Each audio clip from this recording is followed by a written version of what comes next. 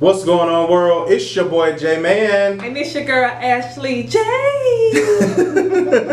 And you have tuned into another banging episode of Generational Empowerment. Generation.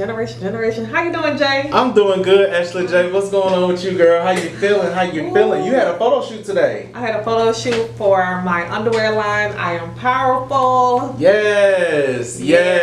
So be looking out for that, for the ladies. I got some for the men coming. We finna be in there, bros. We finna be in there. Yes. So I'm excited. Today was like amazing. Right. What really is amazing is chapter 7, all tied up. I'm thinking about little baby. All tied up. Yes, ma'am. So chapter 7, all tied up. Ooh, we. Yes. It was crazy. Yes, ma'am. All right, now I can call my book up for a second. Let me get your space right. Let me get you right, baby. Let me get you right. Yeah. So, all tied up. You already know the number one thing when we talk about relationships, talking about soul ties. What else could you be all tied up with? Soul ties. Soul ties happen when someone allows his soul or her soul to become attached to someone or something that has the power to affect them. Yes. We can be tied up with food. Like you said, with something or someone that has the power to affect. An addiction of some sort. An addiction. So it's for soul ties. And I just thought, I didn't even think, when you think about soul ties, you just think about the attachment, a negative attachment that you need to shake. But it is good or godly soul ties as well. Yeah. I'm pretty sure you know that now by reading the book. By reading the book, I know that now, but I was not aware of that in the beginning at all. Yeah, it is for soul ties. It's a godly, it's an ungodly, it's a constructive and destructive soul tie. And I definitely have been in a lot of ungodly soul ties, and I have just entered into a godly one, which is marriage. So I'm very thankful to be able to go on this journey and have someone that, we're gonna speak about the pyramid or the triangle, where it's like, you have the husband and your wife, and God is at the tip.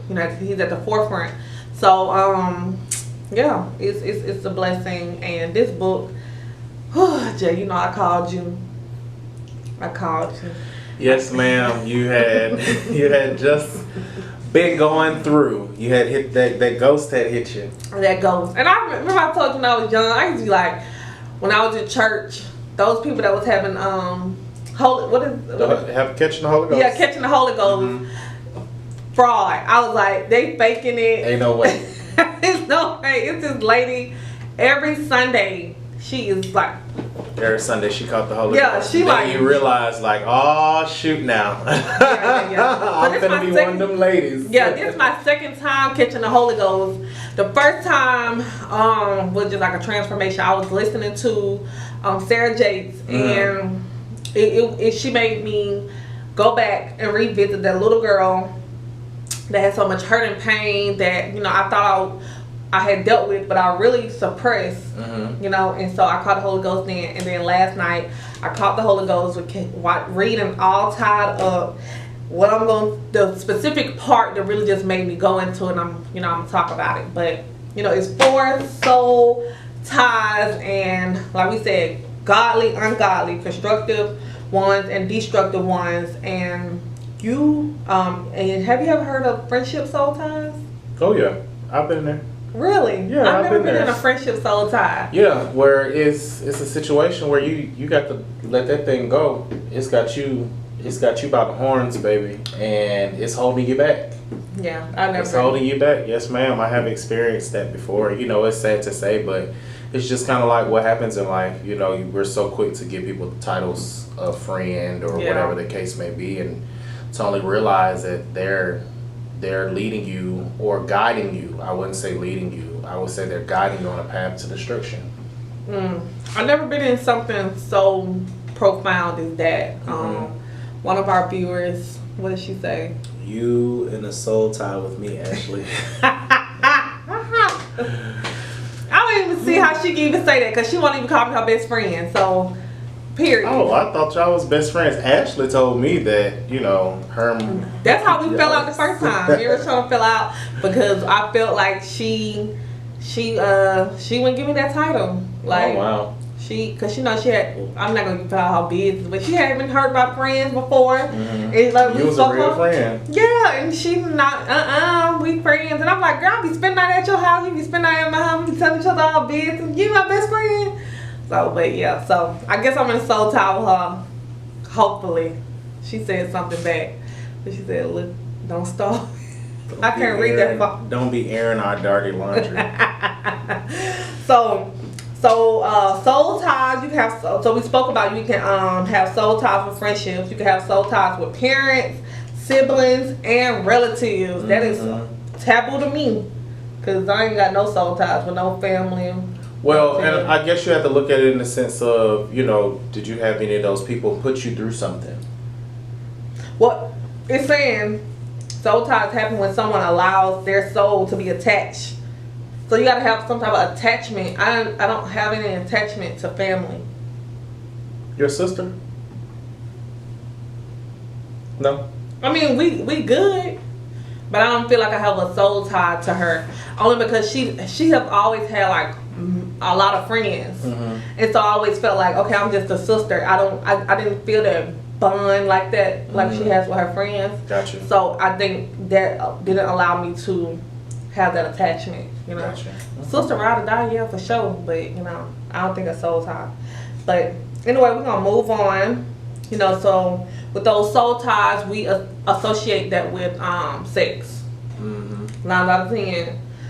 The real soul tie that has the real soul ties that takes that negative effect is the sex. Yeah, the sex. So it's saying going to bed together forms a tight knit, binding people together. You know how you feel like afterwards you're intertwined, you feel their thoughts, their emotions, their desires. You just have that innate ability where, you know, you done slept with somebody and you know that person was toxic, or you know the relationship just not, you know, how where it should be, you know. And so I've been in there before, so it just resonated. I just remember I could feel this person feeling some type of way. I could just feel like something wrong or something, and it's so true. So like, I think that's crazy. What? Like you want to say something? No, we're gonna take a quick break, guys, and when we return, we're gonna dig deep into these soul ties. We gotta take a quick break. Okay.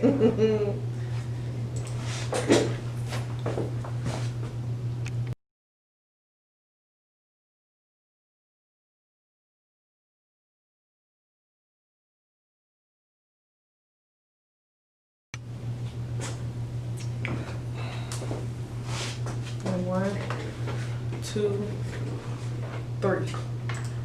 What's going on, world? It's your boy J Man, and it's your girl Ashley J. and you have tuned into another banging episode of Generational Empowerment. Generation. How you doing, Jay? I'm doing good, Ashley J. What's going on with you, girl? How you feeling? Feeling? You had a photo shoot today. I had a photo shoot for my underwear line. I am powerful. Yes. So be looking out for that. You know, for the ladies. I got some for the men coming. We finna be in there, bros. We finna be in there. Yes. So I'm excited. Today was like amazing. Right. What really is amazing is chapter 7, all tied up. I'm thinking about all baby. tied up. Yes, ma'am. So chapter 7, all tied up. Ooh, we. Yes. It was crazy. Yes, ma'am. All right, now I can close my book up for a second. Let me get your space right. Let me get you right, baby. Let me get you right. Yeah. So all tied up. You already know the number one thing when we talk about relationships, talking about soul ties. What else could you be all tied up with? You know, soul ties. Soul ties happen when someone allows his soul or her soul to become attached to someone or something that has the power to affect them. Yes. You know, we can be tied up with food. You know, like I said, yeah, something to someone that has the power to affect. Yeah, an addiction of some sort. Yeah, an addiction. So it's for soul ties. And I just thought, like, I didn't even think, when you think about soul ties, you just think about the attachment, a negative attachment that you need to shake. But it is good or godly soul ties as well. Yeah.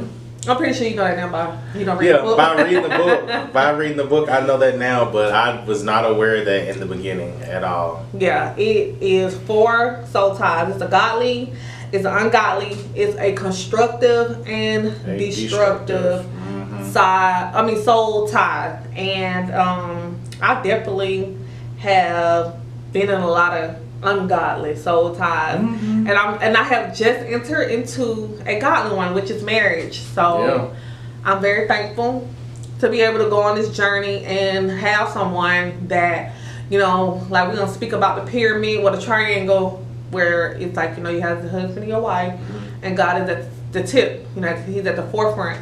So yeah, it's a blessing. And this book, Jay, you know, I called you. Yes, ma'am. You had just been going through. You had hit that ghost had hit you. That ghost. And I remember I told you when I was young, I used to be like, when I was in church, those people that was having catching the Holy Ghost. Yeah, catching the Holy Ghost. Fraud. I was like, they faking it. Ain't no way. It's no way. It's this lady every Sunday. She is like, every Sunday she caught the Holy Ghost. Yeah, she then like, you realize like, oh shoot now. I'm gonna be one of them ladies. Yeah, this is my second time catching the Holy Ghost. The first time was just like a transformation. I was listening to Sarah Jakes, and she made me go back and revisit that little girl that had so much hurt and pain that, you know, I thought I had dealt with, but I really suppressed, you know. And so I caught the Holy Ghost then, and then last night I caught the Holy Ghost with reading all tied up. The specific part that really just made me go into it, and I'm gonna talk about it. But, you know, it's for soul ties, and like we said, godly, ungodly, constructive ones and destructive ones. And and have you ever heard of friendship soul ties? Oh yeah, I've been there. Really? Yeah, I've never been in a friendship soul tie. Yeah, where it's a situation where you got to let that thing go. It's got you by the horns, baby, and it's holding you back. Yeah, I never. It's holding you back. Yes, ma'am. I have experienced that before. You know, it's sad to say, but it's just kind of like what happens in life. You know, we're so quick to give people the titles of friend or whatever the case may be, and to only realize that they're leading you or guiding you. I wouldn't say leading you. I would say they're guiding you on a path to destruction. I've never been in something so profound as that. One of our viewers, what did she say? You in a soul tie with me, Ashley. I don't even see how she can even say that, because she won't even call me her best friend. So, period. Oh, I thought y'all was best friends. Ashley told me that, you know, her. That's how we fell out the first time. We were trying to fill out because I felt like she wouldn't give me that title. Like, oh wow. Cause she know she had. I'm not gonna give out her business, but she had been hurt by friends before. And like, you was a real friend. Yeah, and she not. We friends, and I'm like, girl, I be spending night at your house. You be spending night at my house. We be telling each other our business. You my best friend. So, but yeah, so I guess I'm in a soul tie with her. Hopefully, she said something back, but she said, "Look, don't stop." I can't read that far. Don't be airing our dirty laundry. So soul ties, you can have. So we spoke about, you can have soul ties with friendships. You can have soul ties with parents, siblings, and relatives. That is taboo to me, cause I ain't got no soul ties with no family. Well, and I guess you have to look at it in the sense of, you know, did you have any of those people put you through something? Well, it's saying soul ties happen when someone allows their soul to be attached. So you got to have some type of attachment. I don't have any attachment to family. Your sister? No. I mean, we good, but I don't feel like I have a soul tie to her. Only because she has always had like a lot of friends, and so I always felt like, okay, I'm just a sister. I didn't feel that bond like that, like she has with her friends. Gotcha. So I think that didn't allow me to have that attachment. You know, Gotcha. sister ride or die, yeah, for sure. But you know, I don't think a soul tie. But anyway, we're gonna move on. You know, so with those soul ties, we associate that with sex. 9 out of 10. The real soul tie that has the real soul ties that takes that negative effect is the sex. Yeah, the sex. So it's saying going to bed together forms a tight knit, binding people together.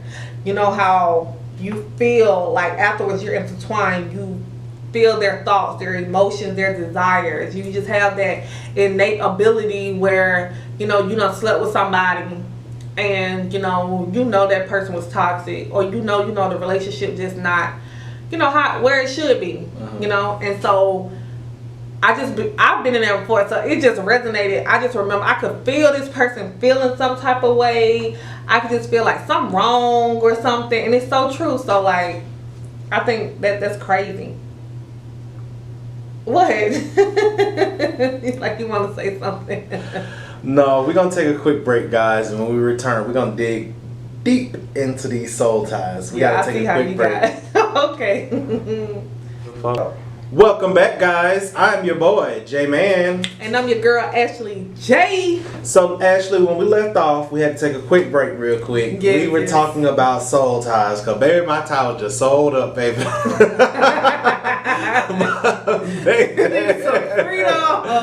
Very bad, but we good now. We are good now. Let your soul be. Okay, so this cool analogy that he said in the book. What is alcohol or drug addiction besides a soul tie to a substance?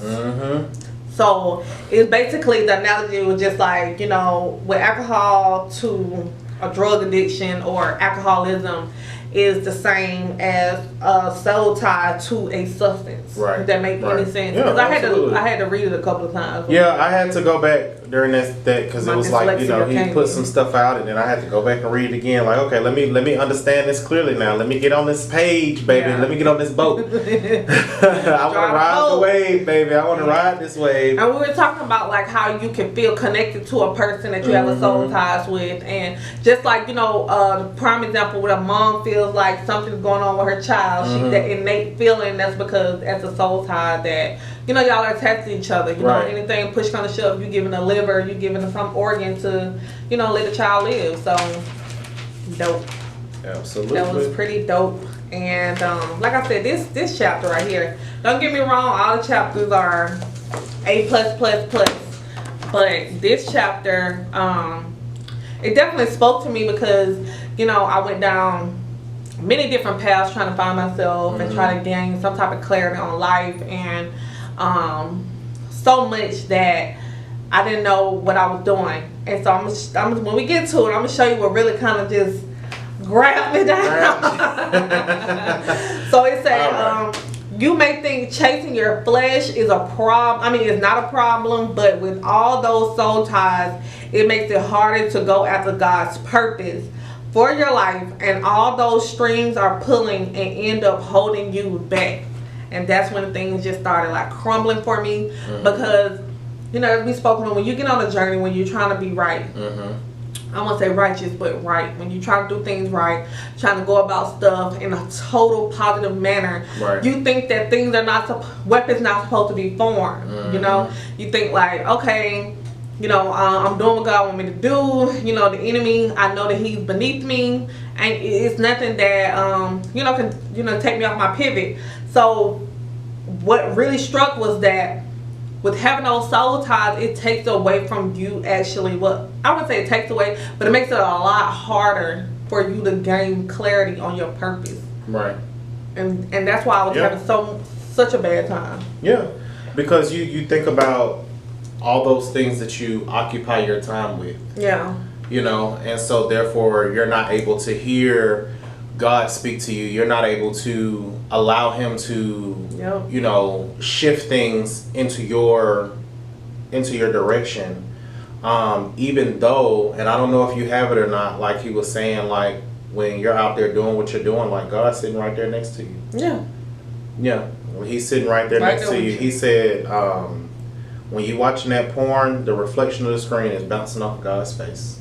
Oh, yes. Mm-hmm. And it's, never mind, keep going. When you go to lay up with Shawty and y'all do what y'all do, He right there in between y'all. When you're connected with God and you're going through, and that was the analogy that it had to, I think that's what really had to kind of like resonate for me, was that analogy there where He was like, if you're connected with God, then everything that you're doing, He's right there with you. Yeah. So He goes into that bedroom with you, or He goes into that club with you, or He's sitting there in the bed with you while you're looking at whatever you're looking at on that TV screen, on that computer screen, or whatever it may be. So it's just kind of like to have that sort of analogy, like playing your head. Yeah. It makes you obviously, okay, yeah, I got to cut this and I got to cut that, because you want God to paint your life into this perfect image, or mirror this heavenly image. And so you don't want to have to answer for those things later, because you will. Yeah.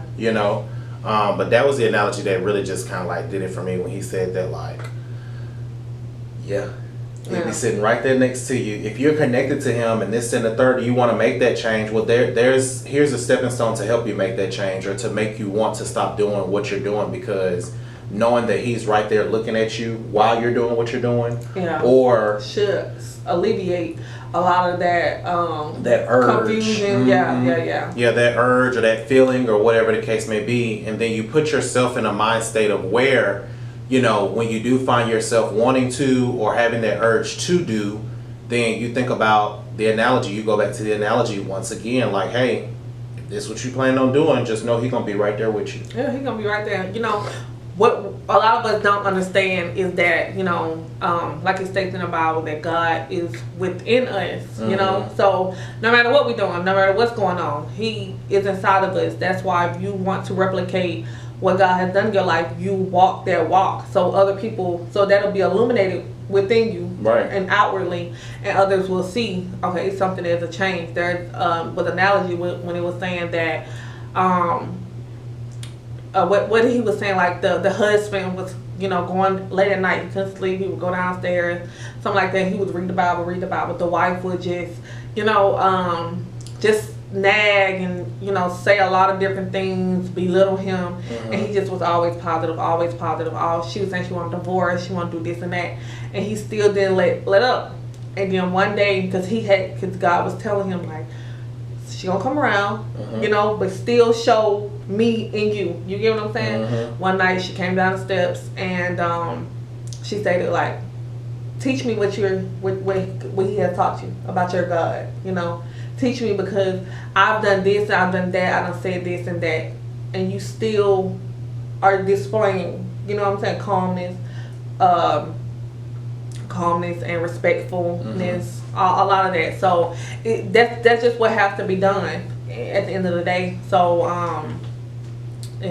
Lord, it just was very heavy. Yeah, it was definitely a very heavy one.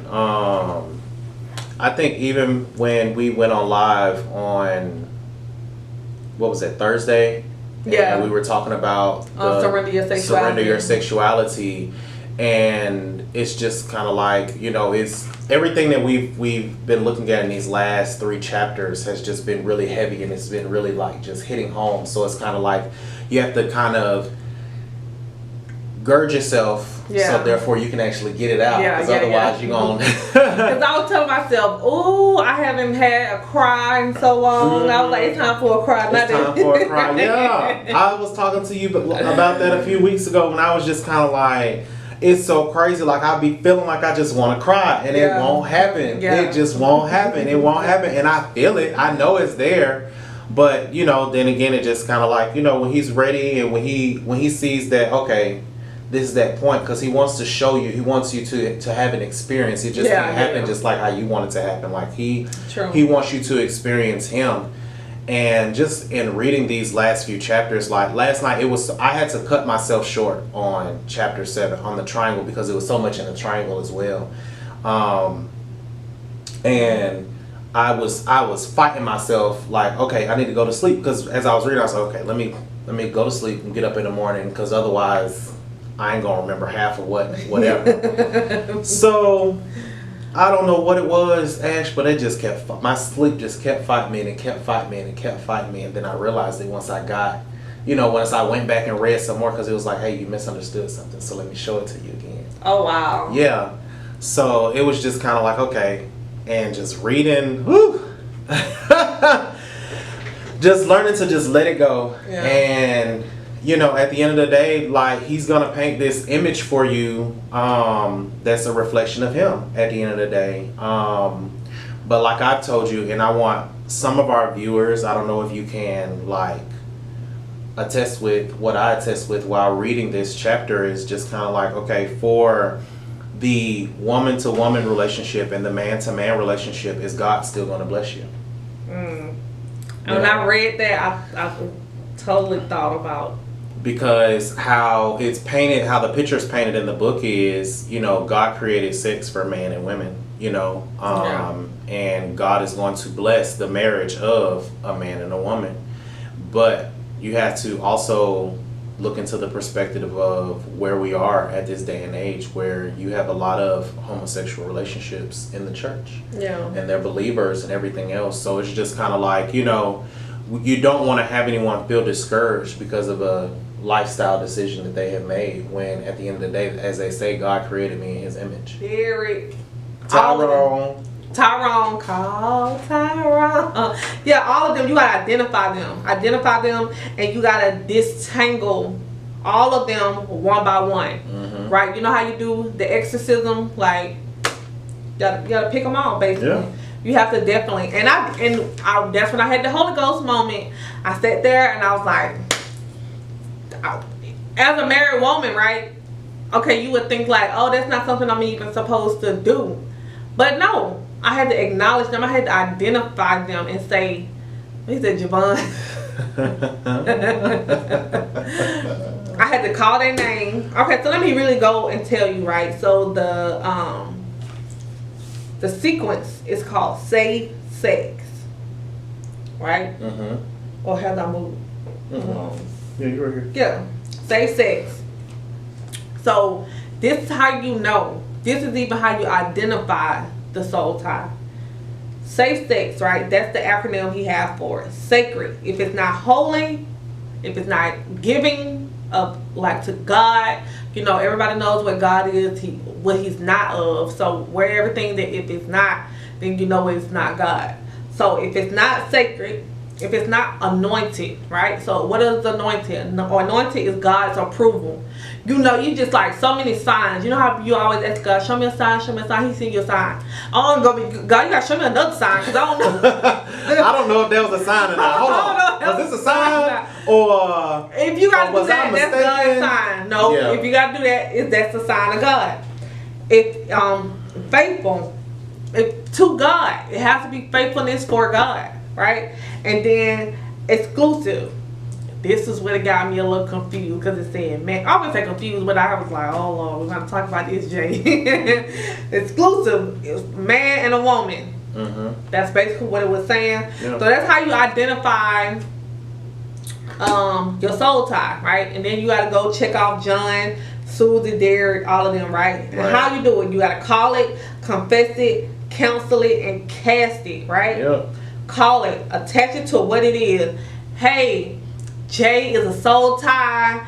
He done gave me this good feeling, and he done gave me this good feeling, and you know, I know it's not good of me. Okay, confess it. Tell someone you trust. Mm-hmm. Hey, Ray, listen, I have done some things with Jane, I'm not proud of. You know, I just feel like I can't get him out of my system. It's something I truly need to work on. You know, like it's really a problem, but I'm getting over it. It's something that is no longer going to be a problem, right? Cancel it. Get rid of the things that remind you. And that's so crazy because I do that in every situation. I received jewelry. This man bought me a gun. He bought me a 9. It was pink, black, all of that stuff. I went to go pawn that gun. I threw away all the jewelry. I didn't even give it to somebody else because I felt like the spirit that it probably had on it, I didn't want that to transfer to anybody. So I threw everything away. So that was something I was doing that I didn't even know. And then the fourth one is cast it. Cast it to God. Lay it at the altar. And you basically, whatever's in your mind that you are, whatever's in your heart that you feel when it comes to those four, you lay it at the altar, you give it to God, and you tell him that I'm giving it to you. It's no longer a burden or a problem of mine, and this is how I move forward. Mm-hmm. And that's how we do it. But we're going to take a quick break, and when we get back, we're going to get into a little more soul ties. We're going to probably give some type of personal experience that we done had, so, you know, you can get it all in our business. You know, and we'll be back. We'll be back. Okay. Welcome back, guys. And basically, before we left off, we were talking about soul ties and basically how to separate yourself. Basically, the steps that you need to take, which was call it, confess it, cancel it, and cast it. Yep. So, Ashley, you were going to kind of dig a little bit more. No, actually, I'm supposed to basically, you know, kind of let y'all in as I normally do. What have you experienced in your 30 years of this life? I think the biggest soul tie that I have been dealing with, and that I'm just, you know, I'm consistently working every day to ensure that I have broken this soul tie off completely, is pornography. Not that you gonna say that. Yeah, pornography. You know, I even asked you the question when I first began on my celibacy journey, like, you know, how does God feel about masturbation and, you know, whatever, because you don't necessarily see anything in the Bible about masturbation itself. You might see something pertaining to the pornography or something of that sense. You might hear that in church. But as far as like masturbation, that's never nothing that is necessarily, in a sense, spoken about. Yeah. However, in the book, in this chapter specifically, he did talk about masturbation. He did talk about pornography and just kind of like breaking that soul tie. Yeah, he broke it down. And even when we went live this past Thursday, and so somebody was like, oh, try 2 years of being celibate or try 3 years. And actually one of my closest friends, they've been celibate for over 10 years, but celibate for over 10 years and not masturbating is a difference than just being celibate and still masturbating, still watching porn. Yeah, you know what I'm saying? So it's like, okay, go on a real journey here. Go on and take those real steps as far as like cutting out the masturbation, cutting out the porn, cutting out the text messages. You know what I'm saying? Cutting out the conversations, cutting all of that out so you can really get a deeper connection with God has been the soul tie that I have honestly been working on. And it has not been an easy journey. It has not been an easy road. You know, I was like, oh yeah, this celibacy thing, I'm going to kick his ass. Like, it ain't going to give me nothing. You know what I'm saying? Hey, me and Pamela, we just going to do what we do. And then it was just kind of like, but what God kept trying to show me is that's still not it. That's still not it. That's still not it. You know what I'm saying? Like, you trying to go about this thing your own way. Yeah. And there's a way that I want you to go about it, so therefore you can appreciate it. And oh my God, actually, when I say like this chapter was really just kind of like making me see a lot of things, like in a few of my past like situations, well, one of my most serious relationships, I can say, one of my most serious past relationships, like I felt some kind of way because there was no sexual action going on. Mm-hmm. And I thought something was wrong there.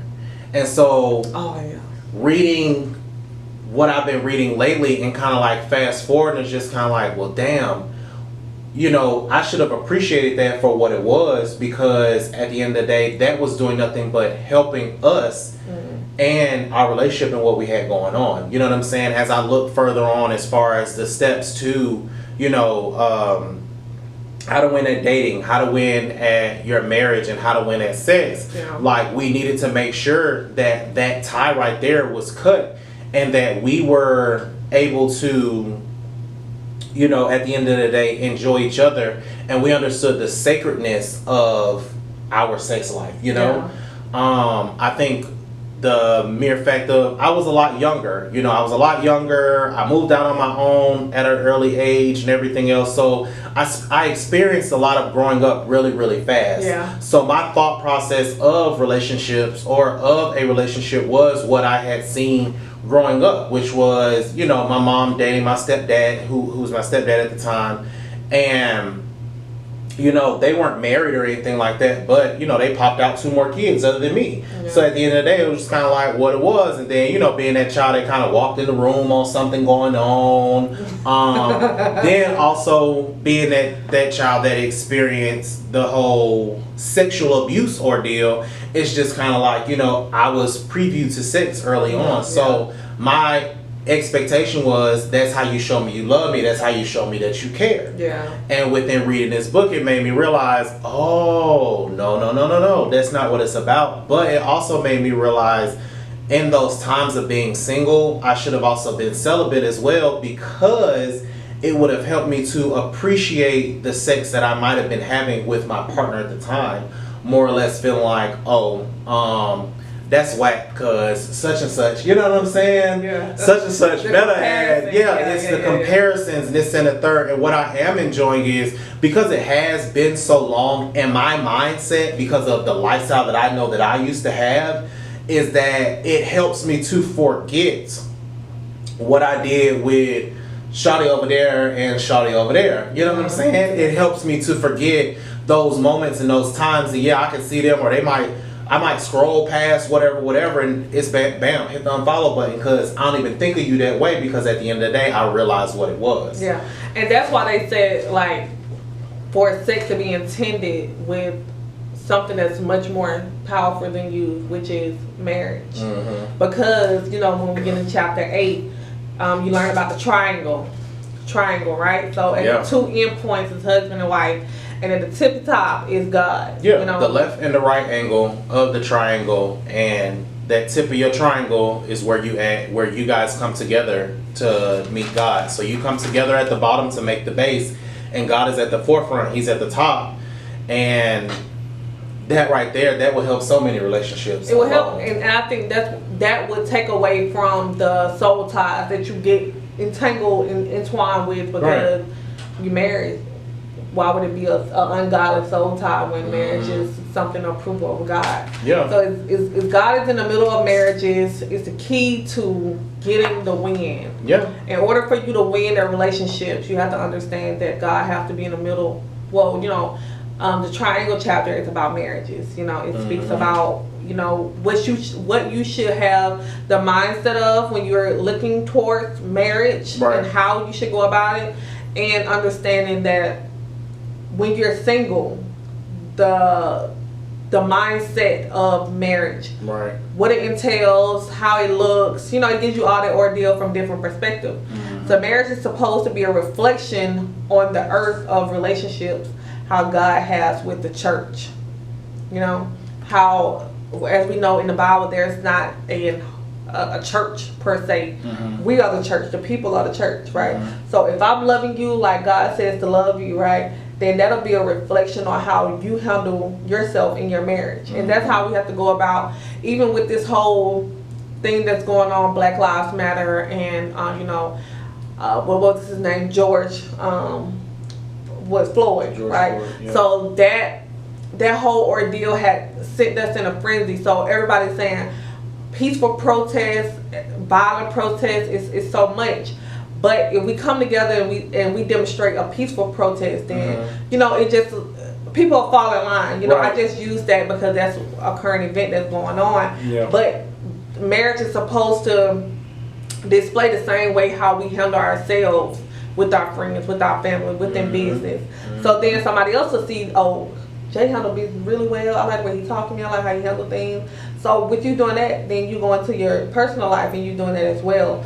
So it should never be just husband and wife. It always should be husband, wife, and God. Right.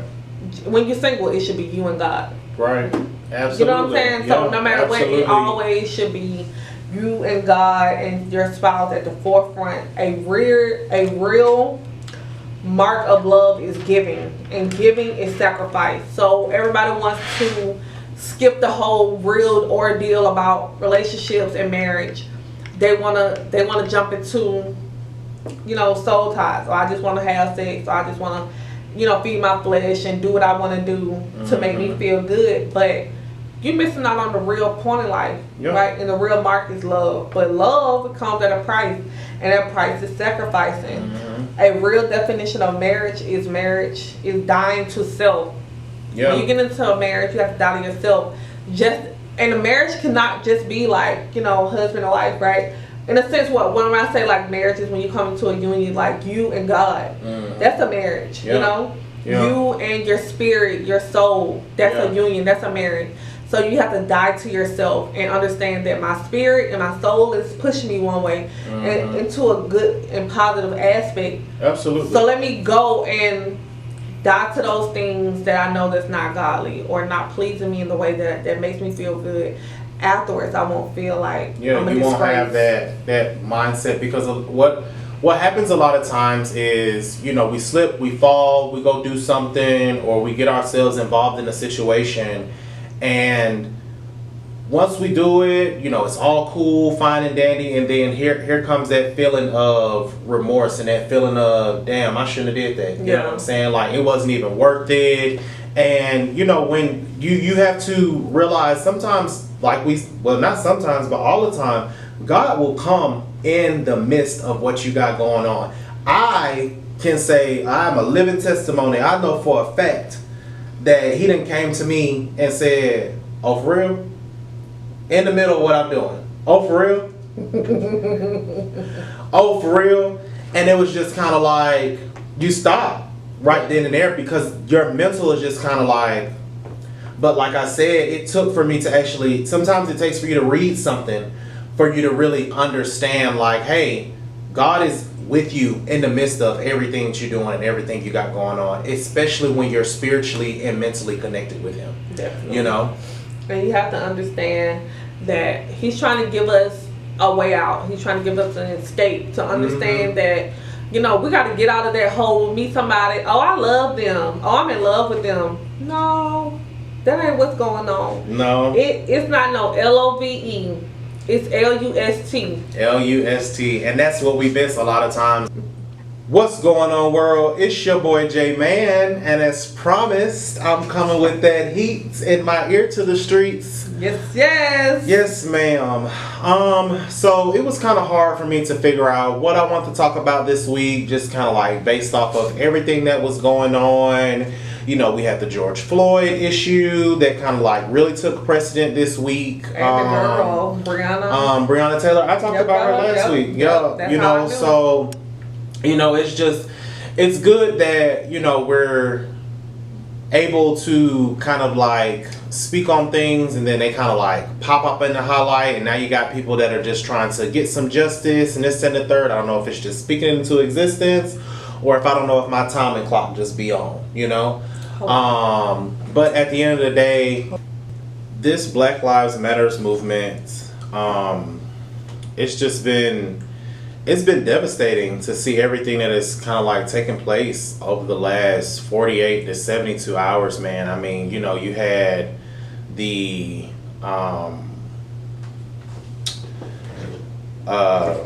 rally that they had in Indianapolis, which turned into the looting at Target.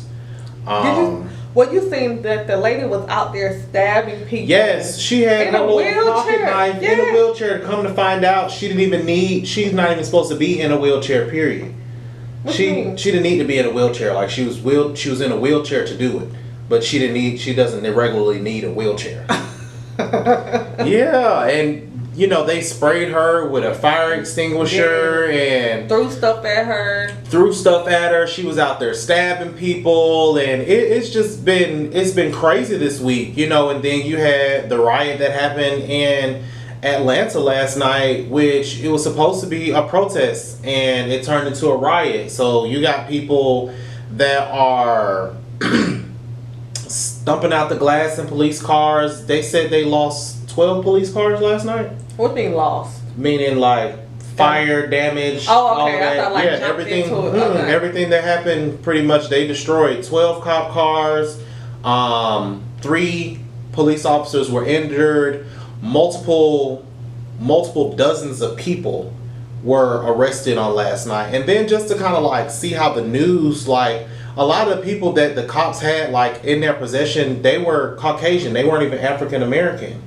Not to mention, it's just kind of like, I can appreciate support whether you're black, white, Chinese, orange, yellow, blue, whatever color you were. I was never raised to feel any sort of way between any color or anything like that. Yeah.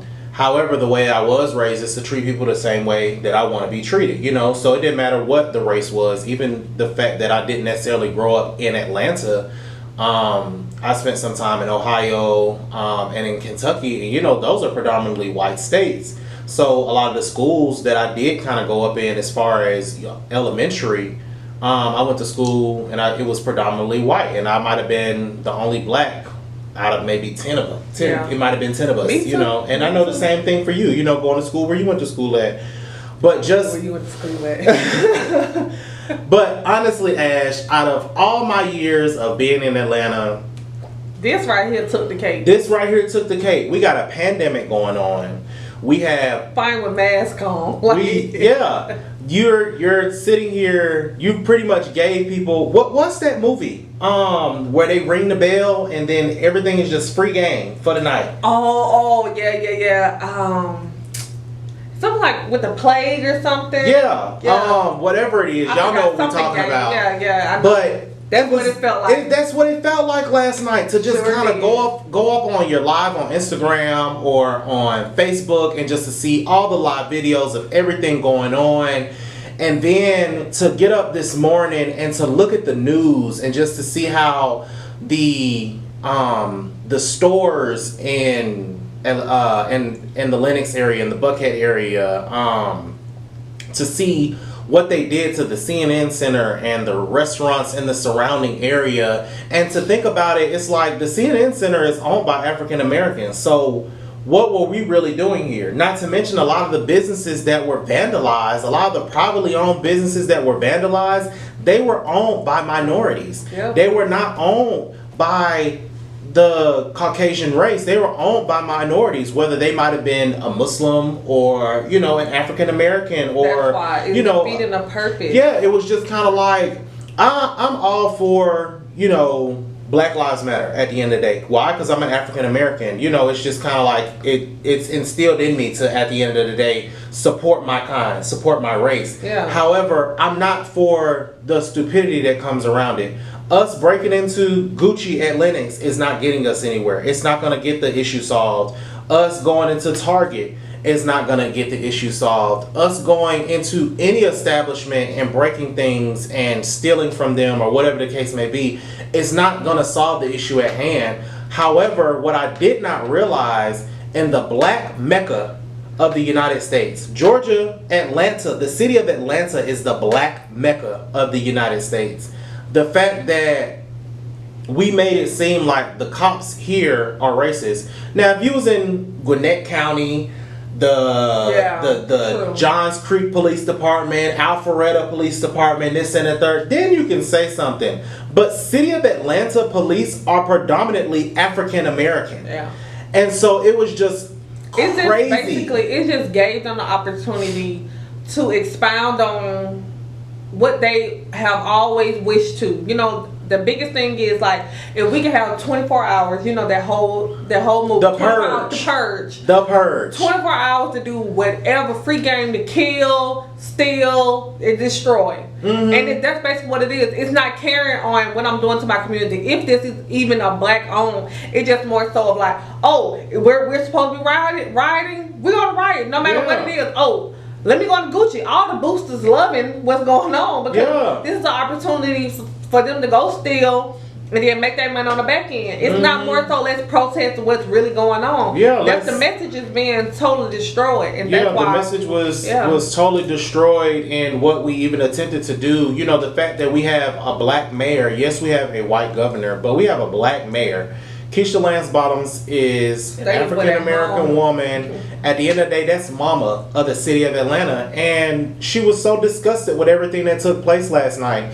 Now, what I did enjoy was seeing Killer Mike on TV. Oh, yeah. And the fact that he, even though the way in which he speaks wasn't necessarily the best, the words he was using and the wording that he was using, you can tell that he's educated.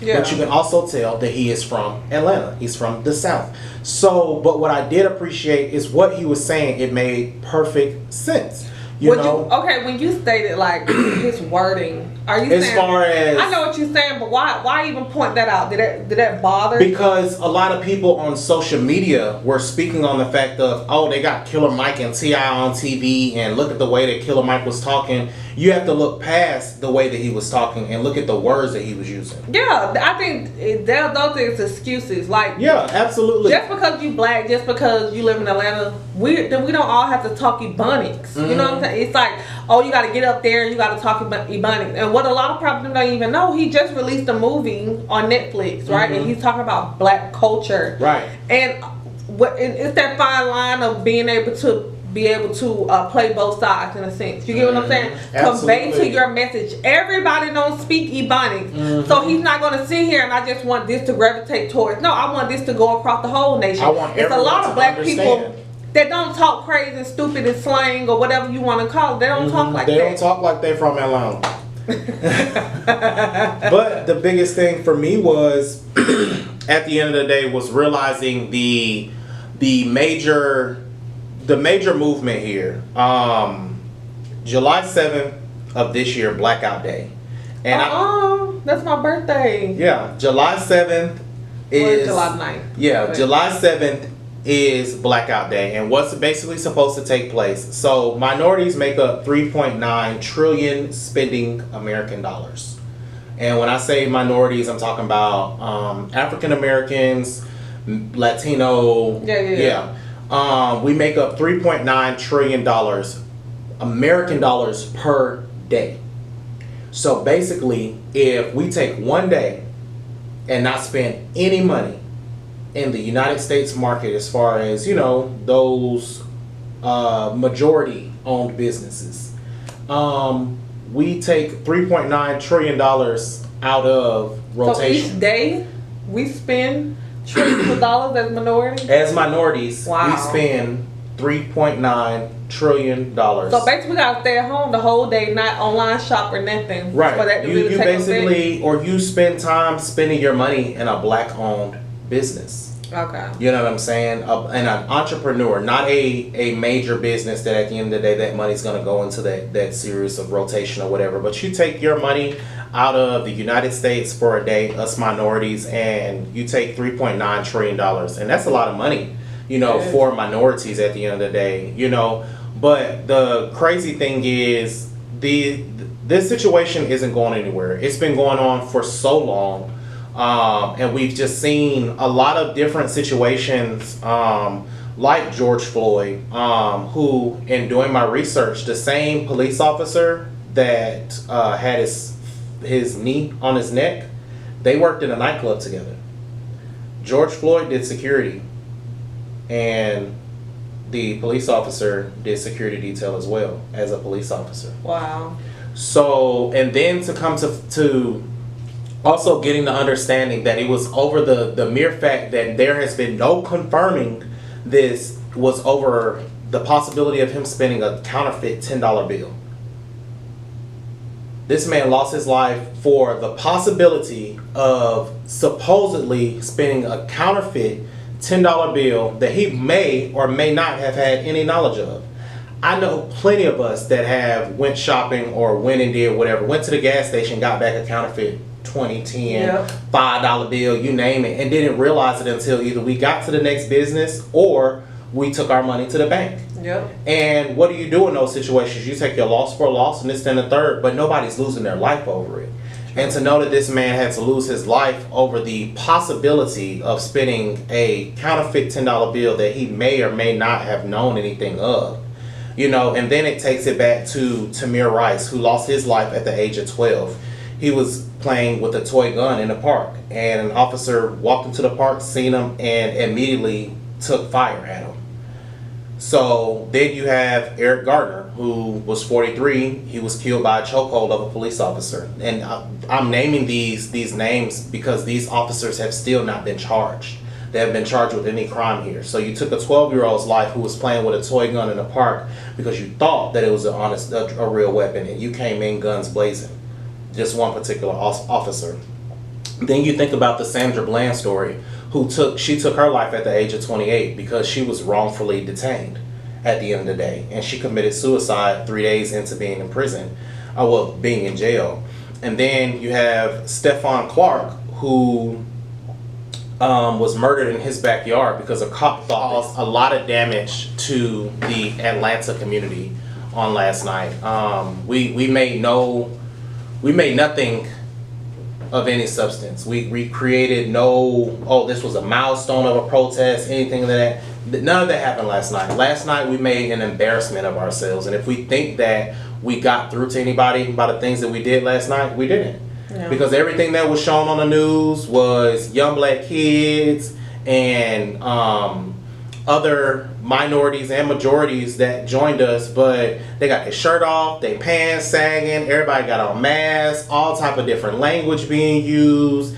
At the end of the day, you did nothing but add to what they consider to be a statistic for a minority. What is supposed to be a statistic. You made yourselves look bad. And yes, I can support a good protest all day long, but when it comes down to what we did on last night, the looting, the destroying of police vehicles, the destroying of places that actually had nothing to do with what took place. These were owned by minorities. Most of these companies were owned by minorities. Yeah, you can break the doors and the windows of Gucci. You know, at the end of the day, they say that they're racist, and, you know, there's been improvement to that. However, a lot of these minorities, these black-owned businesses, these entrepreneurs, like, how are they supposed to recover when their own people were the ones that were doing damage? You know, just like I pointed out to you when I first had got to the radio station, the restaurant we did a mukbang at, that was black owned. They bust out all his windows. Now, the one thing that I did like that he did say, he pointed out, he said it wasn't even our own people that had done this.